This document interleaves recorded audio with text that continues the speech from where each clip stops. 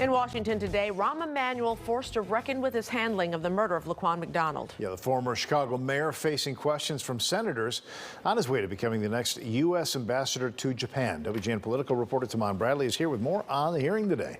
Ray and Micah, good evening. As a Washington veteran, today's hearing was warm and friendly, except for when senators raised the topic of Laquan McDonald.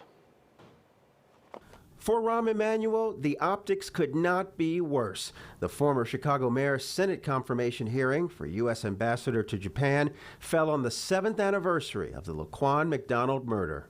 I said then, I'm the mayor, and I'm responsible and accountable for fixing this so this never happens again. And to be honest, there's not a day or a week that has gone by in the last 7 years I haven't thought about this and thought about the what-ifs and the changes and what could have been. With no Democratic senators publicly opposed to Emanuel, he's expected to win confirmation. But Senator Jeff Merkley wanted answers. You're saying you had no idea of the circumstances of the shooting? No one had told you the child had been shot 16 times, or that the child was lying on the ground, or that a revolver was reloaded? You had no idea in December when the family reviewed the tapes?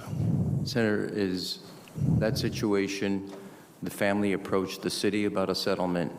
An NDA is a standard practice at that time. In his quest to win Senate approval, Emanuel secured support from prominent Chicagoans, including 9 of the 50 aldermen and Laquan McDonald's great-uncle, Pastor Marvin Hunter.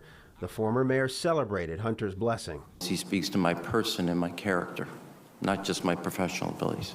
But opposition to Emanuel is enormous. Progressives like Congresswoman Alexandria Ocasio-Cortez call Emanuel's nomination deeply shameful. Back home, local progressive lawmakers sent their own letter to Washington hammering Emanuel for Laquan McDonald and more. Rahm Emanuel is a bad name in our community.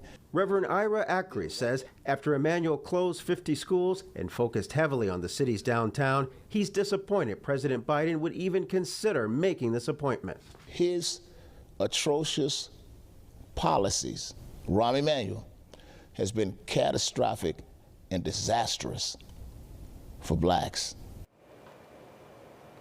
Emanuel is expected to be confirmed along with President Biden's other ambassador nominees in the coming weeks.